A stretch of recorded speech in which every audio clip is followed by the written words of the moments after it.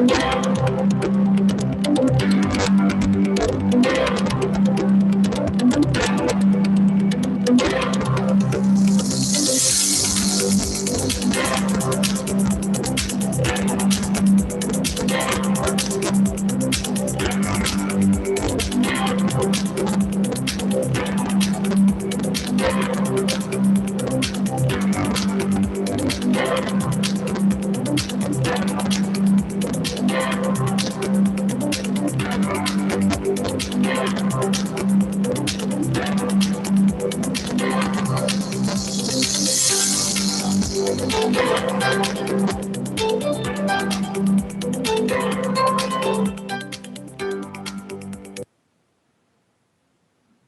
Joe. We can start now.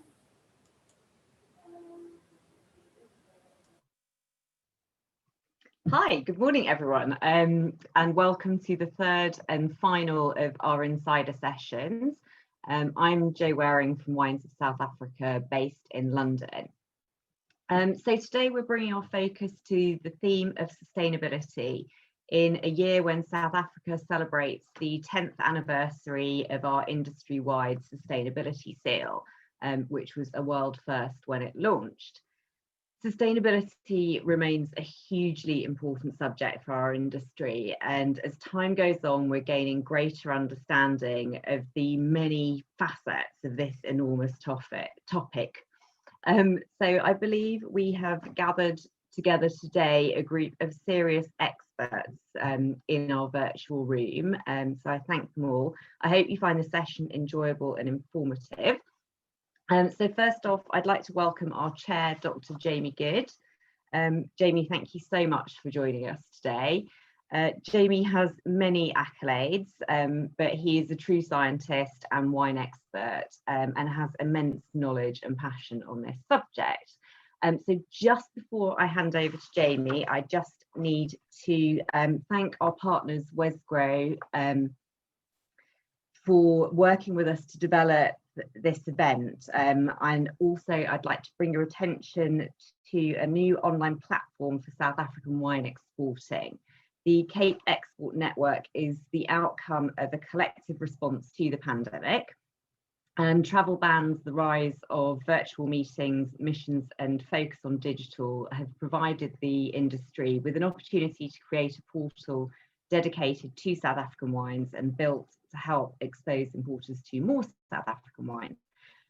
The platform has the following benefits. It's the only B2B marketplace dedicated to South African wines. The concept and platform has been tested with importers globally to ensure its viability and usability, and it will be continue to evolve. It has a technical team to support producers putting their information together. There's a strong marketing focus to drive awareness of the portal and awareness of South African wines in untapped markets, and it's endorsed by WoSA and WesGrow. So thank you very much. I'll hand over to Jamie now, and we can crack on with the session. Thank you, Jo. Really, I'm very excited to be taking part in this session. It's one of the subjects that interests me greatly, and you know, on a personal level, I'm just fascinated to be able to ask these questions directly to an illustrious panel like this. And so I'll begin by introducing the participants today in no particular order. First of all, we have Simon Back from Backsburg, and we have Johan Reinecker from Reinecker Wines, Brian Smith from Elgin Ridge in Elgin, Gary Jordan, and Nadia Langenegger of Waterkloof. And it's really a very really interesting mix of people, I think, from different backgrounds. We have 3 producers who farm biodynamically. So I think we have I guess most of the people who are farming biodynamically in South Africa, and 2 producers who would be classified as sustainable. And so I think it's a nice to have that broad perspective. So I'm going to start off really, you know, with a kind of a long-winded question, but I think an important one. I mean, some of the most interesting discussions that we're having in the world of wine at the moment are centered around what people do in vineyards. And in my journey as a wine journalist, starting off as a wine geek and a wine lover, I remember when I first visited vineyards in the mid-1990s, you know, it's very, very common to see bare earth just vine rows with these nice green rows of vines, and then just bare earth, and that was thought to be good viticulture. And I know this is more to sustainability than viticulture, but I think that this is really kind of the heart of many of these discussions of sustainability. And what we've seen is this massive mind shift where people are suddenly aware that a vine is not simply a crop plant that grows in the medium of the soil, and the soil is just a soil. They're seeing increasingly more of a realization that a vineyard, if it's going to function well, is an agro ecosystem. And it involves many forms of life, and they're all interdependent. And so this has been a big transformation. Sustainability is one thing, but there's also a lot of discussion now, and increasingly so in South Africa, about a way of farming which is called regenerative farming. And so my first question, which I'll target initially to Gary Jordan, is could you explain a bit more about what people mean by regenerative farming?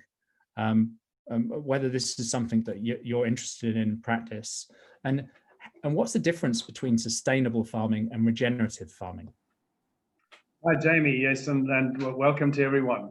I think the most amazing thing is that when you look at 10 years ago, South African industry being the first to legislate and to be able to record the fact that we farm sustainably and to have a seal with regards to that. But it was really, and I think many producers follow that within South Africa to a large degree.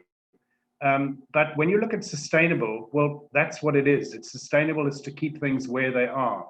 Now, if you look at world statistics, they're talking about, on average, soils over the world have probably 60 harvests left. And if we don't do something about changing that, well, we're only going to just get worse. So it really took a move, which is where I'm talking to you from, medieval England out in Sussex. But it took a move to here to plant Chardonnay and Pinot Noir in England, to do a lot of research to find out that actually there's a better way and you can go much further than being sustainable.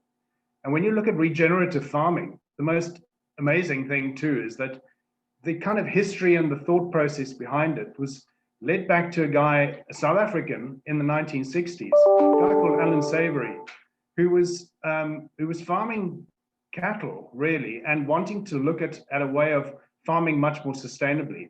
And when you look at the definition of it, I mean, it goes way beyond what we talk about being sustainable. So, I mean, it's basically after he watched herbivores moving across Africa, chomping here and there, and moving on fairly quickly, that he realized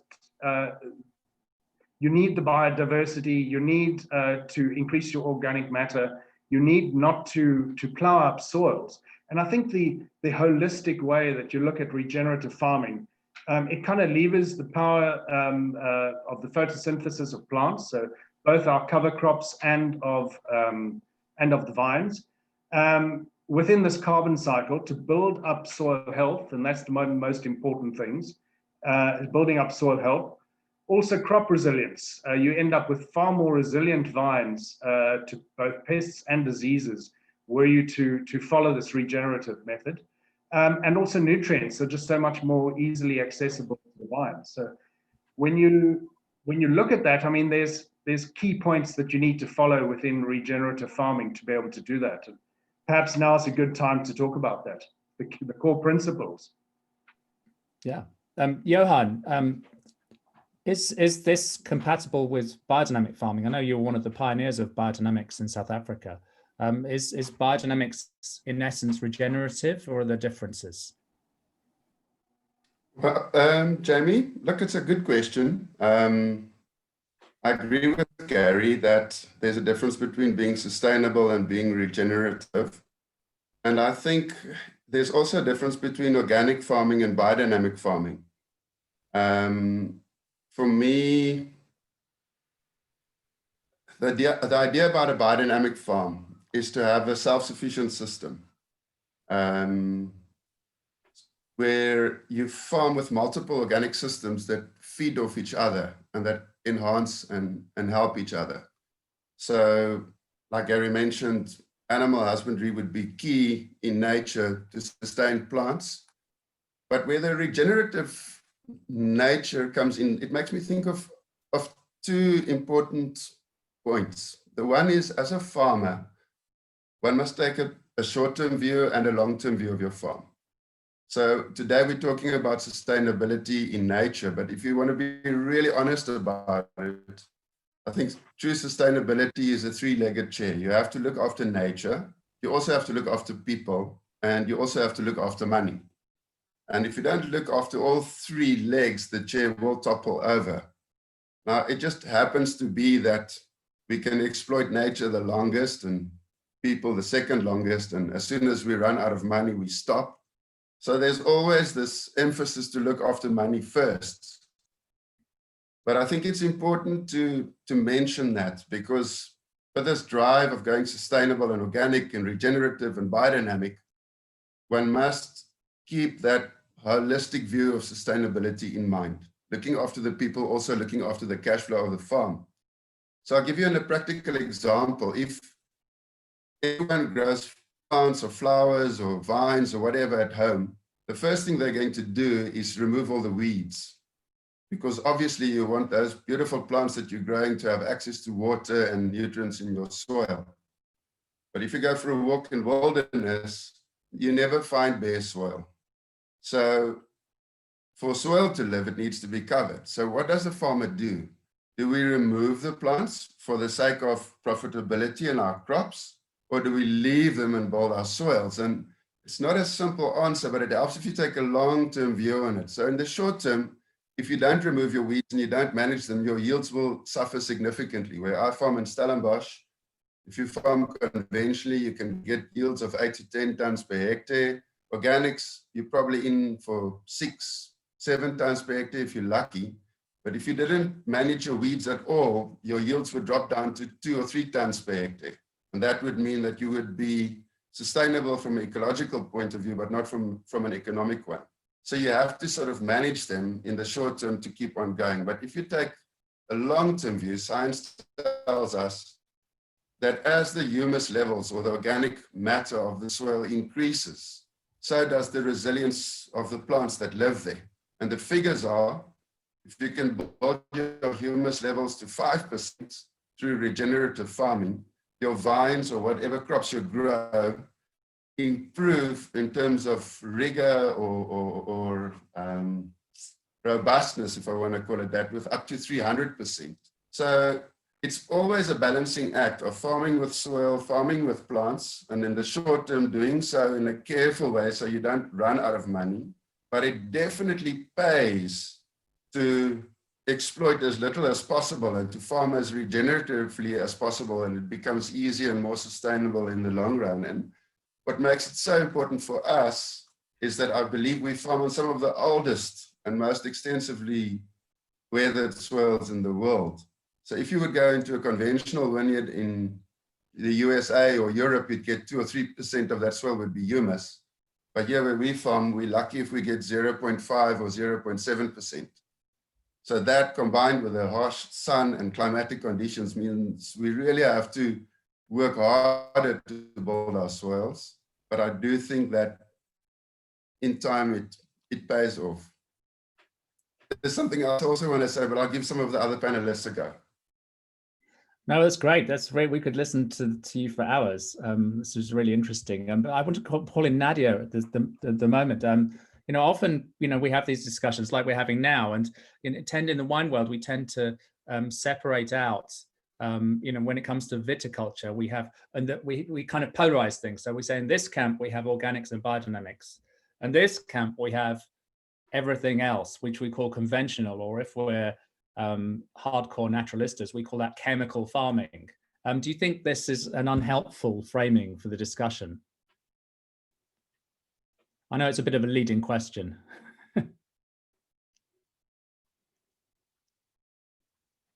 Oh yeah.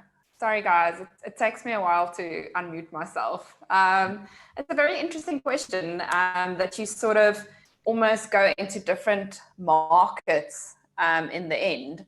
But Johan touched a very, I would actually almost say a sensitive point when it comes to the revenue side of things, to people, consumers. do they care that much? If you look at statistics, in the 1950s, people were spending 30% of their salaries on food and beverages. Now it's gone down to 11%. So are people that focused on it? That's the question. So it's all about how we are going to be marketing it. So for me, we create our message by saying that we're farming naturally and organically and biodynamically, but and there's certification bodies to put the stamp on it. But to answer your question, we are sort of going into so many different directions. So it might be a good idea to simplify it in a way, and talk rather, if you're not organic or biodynamic, more about natural wines, perhaps, to simplify it for the consumer. Because for us, this is our everyday lingo. We understand the jargon, but your average Joe going to whichever supermarket, looking at the wine, do not understand the difference. So maybe we are overcomplicating it at the moment. I don't know how you feel about it, Johan, but that's sort of a very good point that I think we often miss. So just to cut in here, Nadia, do you think that there's one of the problems is that we have all these different ways of farming and we're looking for the best ways of farming, but when it comes to getting more money for the wines farmed that way, people simply aren't shopping. They aren't picking up a bottle, looking at the back and saying, this is farmed sustainably, I'll pay more for it, or this is farmed biodynamically, I'll pay more for it. Do you think that that's part of the issue here? I think that's a very big part of the issue, because people are, especially at the moment, they're definitely more stressed for cash. And the people going in for niche markets like organic and biodynamically grown vineyards or naturally made wines is such a small part of the big spectrum of who's buying South African wines. And you know, so there's not that big of a motivation for other farmers to go in this direction because, you know, like we say, there's not such big demand for it. I would say you would know better from, you know, your experience as a wine journalist, whether people are asking for it. But from my experience, it seems like it's still a bit confusing. And I always, something that happens often to me is I would do a tasting, and, you know, we're quite passionate about our soil health and the biodynamics, but I would end my tasting and people would ask me, but tell me about this biodiversity, you know, and I would have spent a half an hour explaining about biodynamics, but then they would ask me about the biodiversity. So people confuse biodynamics and biodiversity, and we might be overcomplicating it, you know, the message. Nadia, you must try explain being carbon neutral. That's then you lose people completely. Well, Simon, we have horses, so that's how we explain it. Simon, I wanted to bring you in here actually, because it's, you know, is this something that you think, you know, this the different ways of farming, like whether it's sustainability, organics, you know, is that something that is part of your message to consumers, or do you think it's an internal thing? I mean, do you do it just because it's the right thing to do? Yeah, you know, we've always tried to farm and act sustainably just because it's the right thing to do. And my dad's been a bit of a pioneer on this thing, and marketing and selling the wine has always kind of like, you know, come second to that. And you know, if we knew how hard carbon neutral was to explain, then maybe we shouldn't have gone after it at all. But yeah, it's as Nadia mentions, you know, there's still, you know, we might operate in this kind of bubble, but there's still a lot of people for who organic, biodynamic, carbon neutral, like these are phrases and ideas that are quite complex, and there's a lot of education that has to happen. I guess organics is very old, and I think organics, most people know what organics is, and it's an easy banner to kind of gather under. But I suspect that all these other ways of farming are kind of fairly highbrow discussions that don't resonate with the majority of consumers. But it doesn't, I guess it doesn't mean that it's not important. Jamie, should we jump in here? I think the sort of labels that we give all these aspects to it are perhaps unhelpful, as has been mentioned. I think what's most important, though, if you said to a producer, do you want to spend less money on pesticides and herbicides and fertilizers? Do you want to be able to grow really good quality grapes and get them to the market in a low carbon or lower carbon form? I think every producer would say yes. And when you look at soil health, I think it all begins with organic matter. So when Johan is talking about trying to get things up to 5%, in many cases, for some people, it's pie in the sky unless they do certain things. You don't have to be labeled organic or biodynamic to do them. Everybody should be doing them. You shouldn't be tilling your soils because you're not sequestering the carbon, you're releasing it into the atmosphere. So there's so many of those various things that you can do. Look after microbial life in the soil. It's only recent that people have worked out how the fungi on the roots of various plants will actually interact with the roots of the vines, keep them happier and healthier. And you don't have to be labeled either organic or biodynamic to do that. We should all be doing that. Yeah, it seems that what we're kind of on a quest towards, a journey towards, is something, I guess you could call it, a new way of viticulture that has true sustainability. I was at a conference in New Zealand a couple of years ago, the Sauvignon conference, and there was a talk by I think Jeff Thorpe of River Sun, and his message was quite a powerful one, which is like sustainability is only really sustainable if you can keep doing the same thing for 500 years. It's like, or 1,000 years, or 100 years. You know, that's proper sustainability. If you can't carry on farming the way you were farming for, hundreds of years, that's not real sustainability in the strictest definition of sustainable. And then we come into this issue of, are we doing this because it's the best way to farm, or is there also a moral obligation on farmers? You know, if you've got a piece of land, is there a moral obligation on you to leave that in as good or better condition than when you took over a custodial role for that piece of land? And I think that's quite a powerful argument. It's the idea that you shouldn't expect somebody else to pick up your bar tab. It's pay your way. To pick up from what you're saying, Jamie, like historically, we would always, if there was a patch of fynbos or something, a tree in its way, we would use what we call the bulldozer technique, and that would be history, and I think more and more farmers are seeing themselves as custodians of the land more than, okay, cool, well, we get to do whatever we want. The Baxberg is a 4-generation business. Like, if you want to continue, you have to act in a particular way, and that having that timeline that Johan is sort of referred to, you have to have a longer vision. Brian, are you still there? I've realized we've got to 23 minutes into this session. I haven't called on you yet, which is That's all right. pretty negligible. You're still there. You're still there. It's good to see you. I'm still here. I think your perspective is really interesting because you came in as an outsider from another business, from another country, and you didn't do the obvious thing. You decided to take the tough road, I guess, and to farm biodynamically from the start with Marion. And I know that's something you. What was your journey like? Because there aren't many biodynamic producers in South Africa, are there? No, there's not.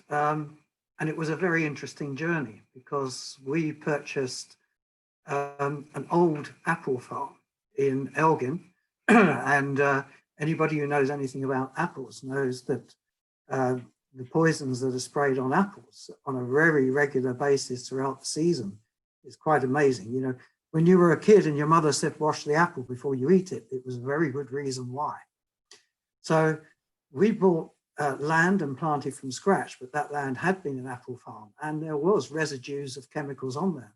Way back, really some really nasty stuff was used to kill pests on apple farms. So from day one, my wife Marion, who's very passionate about organics and biodynamics, decided that we would plant from scratch, and from day one, no herbicides, pesticides, insecticides, or anything like that. And the result has been that our vines are now coming up to 14 years old, and they are incredibly robust and healthy because they never have had any of these chemicals sprayed on them. They have wonderful disease resistance. And to be honest, we probably have a slightly different problem to most other wine growing regions in South Africa, which is we get a bit too much rain, whereas elsewhere, they're not getting enough. So our biggest challenges are mildew and those type of things. So we have really, I think, quite different challenges to a lot of other wine producers in South Africa. Yeah, and I guess one of the issues that keeps coming up is this whole idea that when you're talking about viticulture, it's localized. You know, you've got to think, you can't have this template and say you can't get a viticultural consultant from Burgundy or Bordeaux flying over to South Africa and just rolling out the template of what took place there. And I guess what Gary's finding out growing vines in the UK is that it's kind of different managing soils and vineyards in the UK compared with Stellenbosch. And you can't just go in there with this ideology or template and just fit it to the vineyard.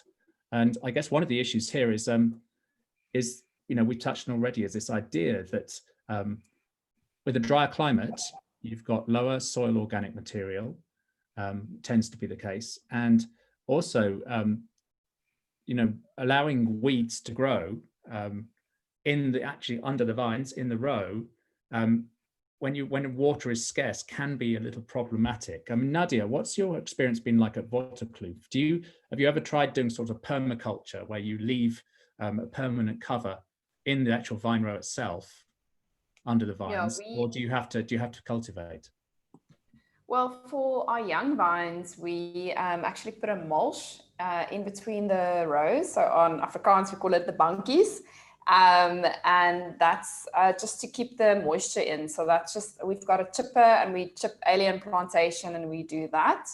And then once every 3 years, we'll go through and we'll actually plow the soil then with the aim to cut through the sort of surface roots to force the vine to have the roots go down properly, deeply into the soil. And then for all the vineyards, we do put a cover crop, which we get from the Hex River. So it's a mixture of peas, radish, as well as some oats and some vegetables. So with the idea to add more carbon into the soil and to also add more nitrogen into the soil.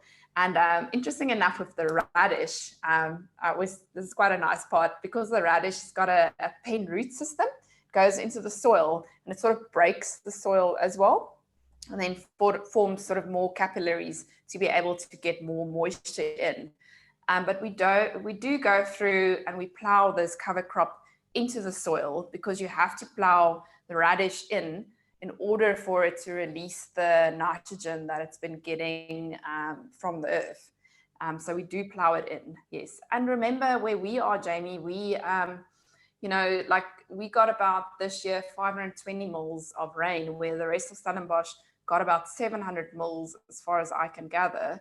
And we also have a lot of wind. So our vines are even a bit more stressed because the wind dries them out more. So we want to minimize the competition a little bit. And with the oats that's in that cover crop, it also has got water binding capacity. And at Waterkloof, we also make our own compost, so a deep bed system, which is always quite nice when you drive in. So it's a sort of a enclosed area where we put chips in from wood, and we put the animals in there, the sheep and the cow, and you've got their manure as well as the urine. And that's our compost that we make throughout the year. We make 300 tons and we work this into the soil. And that's a very high rich source of carbon. And carbon's got water binding capacity. So that's all of the things that we do at Waterkloof to just work with our conditions that we have here. Yeah. I remember visiting once with Christian. It's quite a while ago now, before your time, and he showed me two vineyards right next to each other. There's a fence, and one that you just started managing, and one we managed conventionally for a long time, and one which had been managed biodynamically from the outset, and they were just like next to each other, and the soil structure was so different. It was astonishing. One was like a concrete road, and one had friable soil. It was just, it was very convincing, I think, to somebody. It's nice to see it, and I mean, to add to that, because I'm quite passionate about it, is that if you go to high production areas, you'll see moss growing on the soil. Moss grows on rocks where there's no oxygen, no life. Where our soil, you can literally put your hands in and there's earthworms and there's life. And that's the way that people should be farming. But in all honesty, the government is going to have to start subsidizing it if they want to help the farmers, to be able to farm this way. That's my 2 cents worth. Well, I think you've raised a really important topic there, which is we're talking about sustainability. We're talking about farming the right way. But then we have 2 issues. One is the yields, because obviously yields is money. And the second issue is farming, all these interventions, they cost money to do. People have to go into the vineyard and do it. And so I guess the question, maybe I'll ask Simon this first, is do you think there needs to be a way of paying farmers more for the grapes? Is the price for grapes in South Africa currently sustainable? Yeah, it's a great question. I happened upon an invoice from the late 90s where we sold some bulk wine to a producer, and the price that we were selling it at was something like 8 or 9 rand, and this was in the late 90s. And the scary thing is now, what people are being paid for bulk in South Africa is 5-6 rand, because there's a glut in the market. And so there's this structural issue about that for whatever reason, demand, supply, like prices haven't gone up as they should have. And Nadia mentioned now, is there a way for government to subsidize? And I'd love to believe that, but I'm not sure it's coming. But there's a real challenge in farming sustainably, getting that message across, and getting the right prices for whether it's grapes or wines in the market. And that tension is really driving big issues in the South African wine industry now. And you see farmers taking out vines because they just can't get the prices, and that's a real challenge in terms of the economics of the wine industry right now. Yeah, and I guess the solutions to that, in some ways, it's a structural issue within the wine industry, but it's a complex one to solve. But it's clear that farming needs to pay for farming to be sustainable. And also, I know I'm very guilty of this. I focus on a certain segment of the market often in my writing, the top end. And yeah, it's great if out of, I think, 98,000 hectares of vines in South Africa, it's great if 1,000 of them are being farmed biodynamically. It's probably less than that. And maybe 2,000 organically, it's fantastic. But what about the vast majority? If you want to make a difference to environments, it has to cross all the segments of the market. And the key segment, I guess, is the more commercial bottom end of the market, where the prices are low. That's where the real impact of certified sustainable can make a difference in terms of the use of pesticides, the herbicides, and all this sort of thing. But going back to cover crops, I just wanted to ask Johan, because I remember once coming to see you, and there was a certain sort of Italian grass or something that was the bane of your life in terms of weed control. Is that right? Am I recalling this correctly? Yeah, it's actually, I'm not sure. I think the English word is couch grass. Oh, right. Yeah. In Afrikaans, we call it kweek, and it's allelopathic. And what it does is it inhibits the growth of the plants, not just the vines, but the beautiful diversity you try and manifest in the vineyard. But Jamie, I'm thinking there are other reasons to do this as well. Farming today cannot really afford to be production driven anymore. Everybody harps on about the yields of organics and biodynamics is not enough, but the reality is a third of the food we produce on the planet is actually discarded. So the solution is not to mine the land to a greater degree to up yields even more. It's a distribution issue that we have to tackle. And we've got a famous guy in South Africa. And I'm sure you've heard of him. He's a Bishop Desmond Tutu. And he once said that if you want to know what the right thing is to do, you must ask the young people, because older people have money and power vested in their lives already. But young people are still idealistic and they go for it. And if I look at myself and I look at my dad and I look at my kids, one thing that I notice my children do to a greater extent than I do or my father used to do or still does is their respect for integrity and the natural environment. And I think the future market is definitely going to be rewarding people who farm in a more sustainable, regenerative, organic, biodynamic way. And I think that is one important reason to do it. The second thing is that people talk about the costs, and I would just say that initially the costs are definitely higher. But if you think about it, if you're farming conventionally, that market is owned by 2 or 3 multinational corporations, and they don't want South African rands. They want pounds or euro or US dollars. So with our weak currency, it becomes harder and harder for conventional farmers to stay in the game.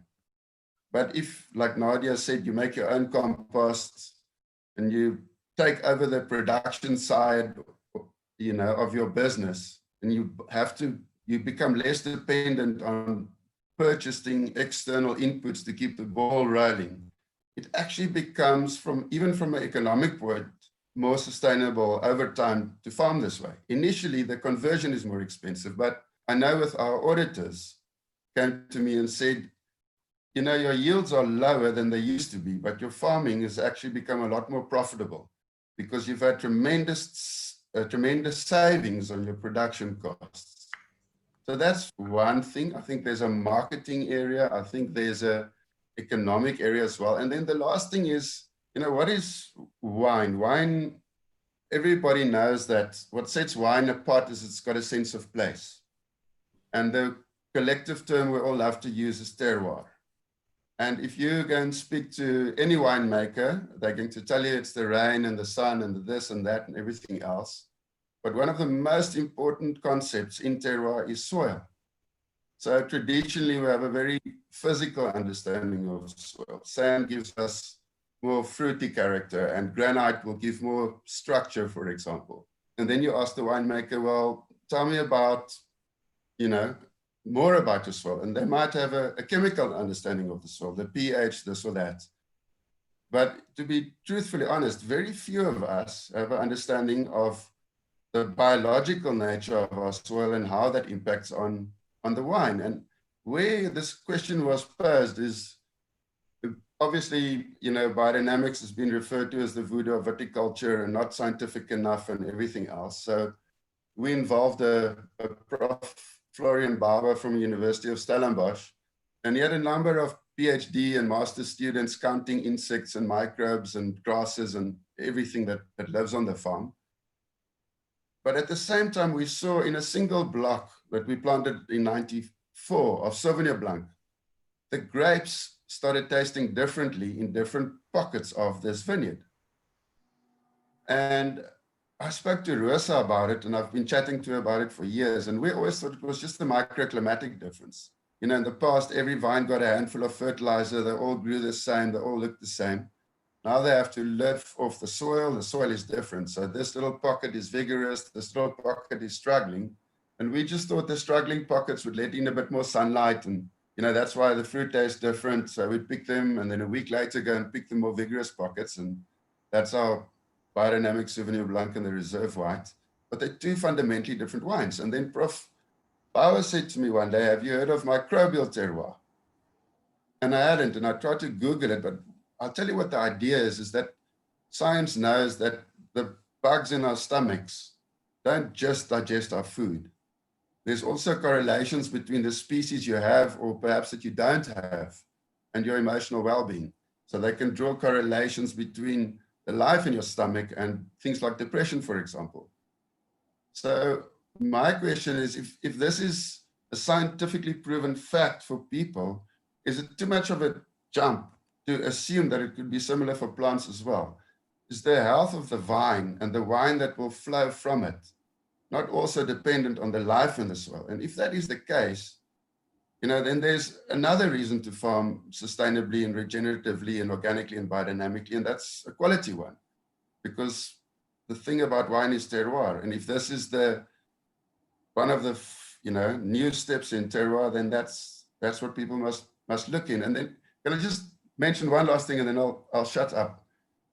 I had a very clever person come to the farm and say to me, Johan, you obviously love nature,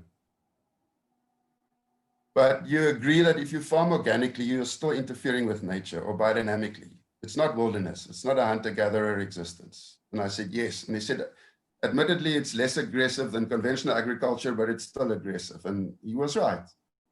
So I said, if you truly love nature, why don't you, instead of farm the whole farm organically and biodynamically, why don't you farm 90% of it conventionally and then take 10% and put that to wilderness and just leave that 10% proper nature? You'll farm easier, you can manage risk better, you put a portion. And he had a good point, but it didn't sit well with me, but I thought perhaps because I'm prejudiced and biased and everything else like we all are. But what he said, in any case, so then I spoke to Prof. Samways, who's an entomologist who came and counted the insects on the farm. And he said to me, the biggest lever we have as humans on the planet to make a difference on global warming, everything else, is through agriculture. So as farmers, we've got an incredible tool in our hands. And I think with that knowledge comes a responsibility to act in a specific way. So for me, whether it's money, market, quality, or ethics, I think there are many prompts for people to go greener. And I don't say you have to be biodynamic or organic or whatever, but it must be genuine. It mustn't be greenwashing. It must be for real. Brilliant. Okay. Yeah. Brian, when you decided to farm biodynamically, was it because it's a farming choice, you felt this was the best way to manage the land, or do you think that there's a connection between the way you farm and actual wine quality? I think there's definitely a connection between the two. I think if you've got good fruit, there's no excuse for making poor wine. Therefore, you've got to start from the base, which is your fruit is very high quality. And we've always worked on that premise. We feel that the quality of the fruit that comes from our vineyards is generally second to none. And once you've got that high quality fruit, it's so much easier to make high quality wine. You've got high quality fruit, you're using less sulfur, you're making wine in the cellar in a much more natural way, less interference. Again, I think sustainability comes into that. So I think the quality of the fruit is absolutely paramount. But I do feel what Johan said was, I loved the story about the bugs in the gut and how this could relate to the health in vineyard, because, you know, if you think about it, it goes back to almost biodynamics as well, because if the moon can have the influence that it does on the oceans, why can't it have that influence on the soil? So I really go with Johan on that one. I think it's a really good, sound theory, but it is still a theory at the moment, but it is definitely something that should be investigated. Yeah. And just switching tacks slightly, you know, obviously in the last few years, we've seen quite significant drought in South Africa's winelands, and climate change, as we know, is a very real thing. what are each of you doing in terms of viticulture to mitigate drought and climate change? Are there things you can be doing and has the drought taught you anything about viticulture? I mean, You're asking the wrong person in me. I think Gary's probably more qualified to answer because we don't have a drought. Oh, right. We averaged about 1,200 mil a year of rain. Yeah, that's not a drought. Sometimes at the wrong time, but no, we installed irrigation when we first planted our vines 2007, and I haven't turned it on since 2009. So I think maybe Gary is the right person to answer this one. Yeah, Jamie, what's quite interesting is we look at the Western Cape, we get anywhere between 400 and 800 millimeters of rain by and large, most areas. Some closer to the mountains would get a bit higher than that. So you're looking at the same kind of rainfall that you're getting in London or in Amsterdam, but it's when it falls that makes a massive difference to all of us. So you only get about 30% in spring and early summer, 70% by and large in winter. But that gives us an ability over and above what you get in Northern Europe to do other things, to improve soil and look after the soil for the rest of the year. I'm talking about right through to the end of summer. So by planting cover crops, by increasing your organic matter, I mean, you just got to look, Johan, going back to organic matters, but when you look at Northern California, say, would have somewhere around 2% organic matter in their vineyard soils. The Central Valley side would probably be less than 1%, it's 0.8. When you look at what we're doing at Mouse Hall, we got 2.4% organic matter, which is already double what we get in our subsoil, but that subsoil at Mouse Hall is already double what we would get in Stellenbosch. So by increasing 1% organic matter in our Stellenbosch or Cape Wineland soils, you can actually store over 1 million liters of water, which can be useful for the rest of the summer. And there's a lot of that can go into it. Of course, I think the wine industry has the unique ability to be able to sequester carbon, to be able to store carbon in our soils, to improve our soils and actually reverse climate change. It's not rocket science. You don't have to be labeled one type of producer or another. We should all be able to do it. And then you can even go on to see how that would affect, the future, where you're building up much better soils with less runoff, and perhaps go on to some of the questions that have been asked, like why then the use of copper, for instance, and sulfur specifically, because it takes those bugs that live in the guts of those vines so much more carbon to be able to change those chemicals to be able to utilize on the roots of the vines and to neutralize them. So much to be done and too little time in this session. Yeah. Simon, what's you're farming in quite a warm part of the Western Cape. Have you been doing much to mitigate the rising temperatures or the lack of rain? No, I think for me, water. Sorry, my phone back there.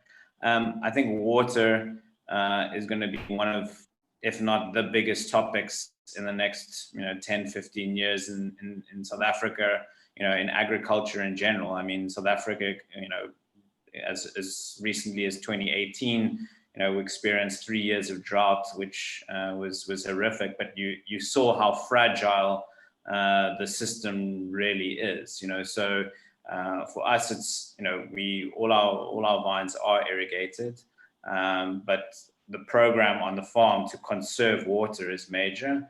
And in the vineyard, similar to what Nadia was saying, on the bunkies, using quite a comprehensive mulching program to really kind of manage the sort of microclimate within the vineyard and keep the temperatures down as far as possible. And then, using the right, cover crops. You've got to be quite careful that you don't actually, go in the wrong direction when you're using cover crops. So we have to think really carefully about water in our area. Farming, with unirrigated would be very tough. And so, I think water, like I said, is going to be one of the biggest topics in the South African wine industry for a long time.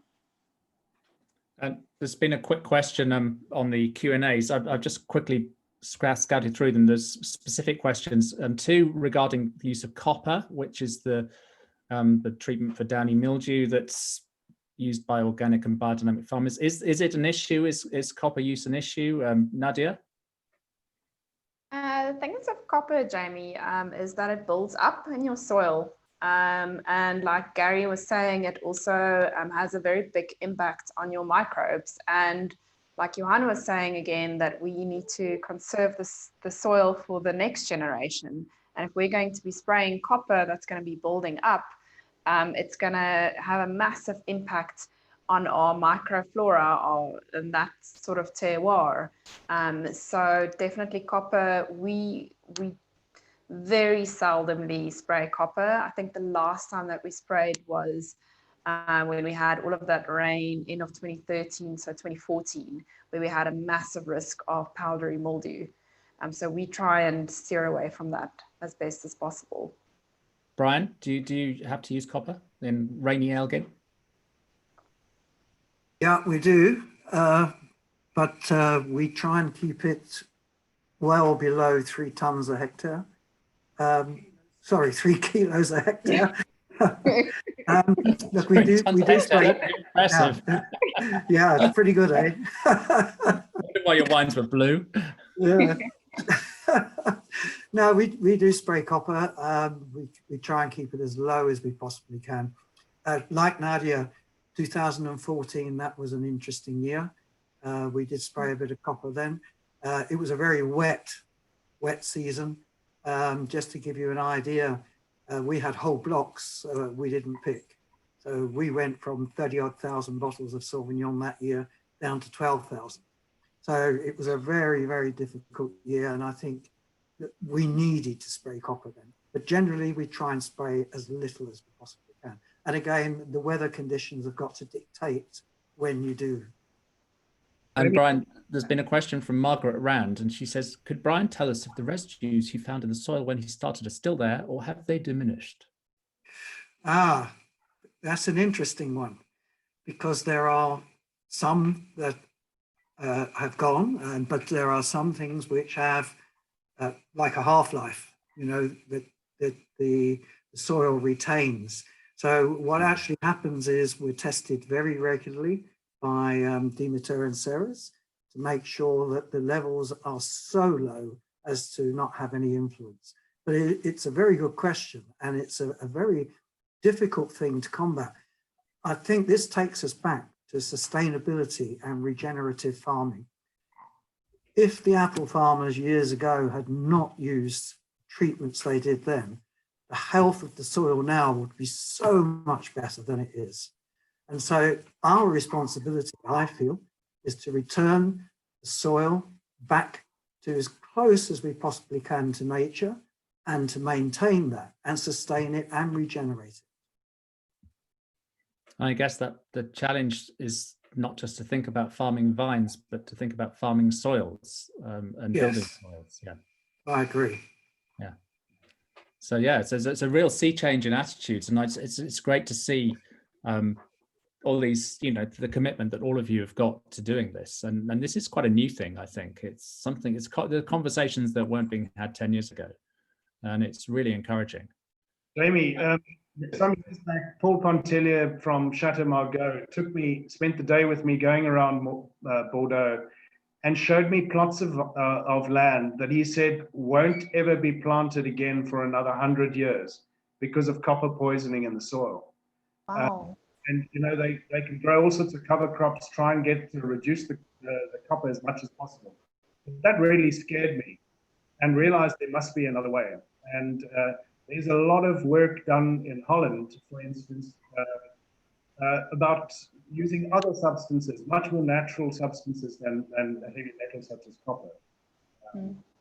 Perhaps I can share a bit of good news from South Africa. Years ago, we also obviously don't want to use copper, and we approached a retired professor from University of Stellenbosch, And we posed the question to him, if, we have a snail problem, we don't want to put down snail bait because we'll kill the wild birds and everything else. So what does one do? One gets a duck, and the duck eats the snails. So if you have a downy problem and you don't want to use copper, what does one do? In nature, who or what eats downy? And apparently it's a thing called trichodermia. And this doctor has isolated 8 different strains. And we've been using it now for a little bit longer than 10 years to great effect. And what has happened is, like a cow gives you manure, the trichodermia gives you a thing called metabolite. And it was a byproduct for this prof. And then he came one day and he said, I've got a can of this metabolite. Why don't you see if you can stretch the trichodermia, spray 1 week trichodermia and metabolite the next? And I didn't really want to do it because it's so risky already. So I sprayed it on the outside row, and it turned out to be the best row. And then I phoned him, and apparently what this metabolite does is it boosts the Brix levels of the plants to a certain level where they then become resistant against downy. So like Nadia and Brian, it's not been necessary to spray copper. So I think, like conventional farming, organic farming is also evolving, and there's new stuff on the market happening all the time. And I think copper is a problem, but I think it's not as big a problem as it used to be. I think there are positive alternatives on the market now that people can use. Yeah, I think ultimately the smart solutions involve biology. And if we understand agro-ecosystems, we create a robust agro-ecosystem in a vineyard. I mean, a vineyard's always going to be largely a monoculture. This is the problem with agriculture, but there's smart ways of doing things and stupid ways of doing things. And I think even within organics, you see people who are trying to invent new sprays to do what the old conventional sprays did. Like they're inventing organic herbicides. It's insane, because the chief problem with herbicides is it's taking the life out. So you can have your organic herbicide, but you're using the same mentality as people were doing before. It's just people want to do stuff. They want to get in there and do stuff. And I think that understanding biology, really understanding the science is the way forward. And I think it's about being creative and finding, truly sustainable solutions that come from biology, like the trichoderma, which is a fantastic innovation. And also the elicitors you talk about, eliciting the natural defenses of the vines as well. It's really interesting. And I guess at some stage there might even be a shift away from good old Vitis vinifera for less expensive wines with its susceptibility to disease. And that's part of the problem. All the new resistant varieties could be quite interesting. But we're very firmly wedded to Vitis vinifera. But I think it's just this open-minded thinking that looks, science isn't just about creating chemicals. Really good science is about understanding the intricacies of these agro-ecosystems. And then farming in a smart way, which is, I think, what you've been elucidating. And I listened to Monty Walden once, and he said, which touched which I thought was quite a good idea, is that he said, South Africa, we've got such big farms, we've got space for the cows, we've got space for chickens, and we've got the space to do integrated farming, so we don't really always have the excuse. We've got the cows here, and and that's really a different way of thinking about it, to utilize what's around us a lot better. And I mean, there's so many different plants on the property that you can also use to control issues in the vineyard, to rather look and see what is on your property and use that to control everyday problems and to feed your soil as well. Yeah, I think this is a really, I'm just looking at the clock now, we're at 10:59, and so we have like 1 minute left. I just think it's good discipline to keep things to time, but it's such an interesting discussion. And I think that, the thing I would say is that, just in kind of closing, apart from thanking you all for your amazing contributions, is just like, I guess it's about bringing everyone on board, isn't it? It's bringing all the farmers on board, and it's about changing the whole of the industry, and not a few people plowing ahead and doing their own thing, which is great. It's just really cool, but it's this inclusive sort of industry-wide effort, which I think is, you know, why the whole sustainability seal is such an important thing, because it's something that's achievable. It's something that makes a real difference, and it'll be really interesting to see it evolve over the next few years, as all this information that people and the experience people have had in farming in different ways is brought into the discussion. So I don't know if Joe's going to come and close things, or whether I should. Here, can you see me? She is, yes. Yeah, I mean, we've had lots of questions on the Q&A, and I know we're out of time now, but I think sort of one of the themes that has come across from the questions has been who is responsible for making the decisions. Is it the consumer? Is it the producer? Should there be industry legislation that means that people have to adhere to certain best practice? And should it be government? And I feel that actually we've covered a lot of those kinds of discussions in the webinar today. So I'm not going to ask the panel to elaborate, but I think that's been, it's really interesting to look at, you know, where does the responsibility lie with a panel of people that are you know, going above and beyond.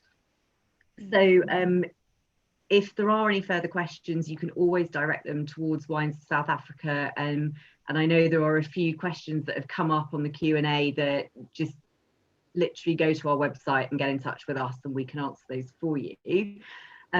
Huge thanks to Jamie for the session today. We've had brilliant feedback already. Thank you, Gary. Thank you, Nadia.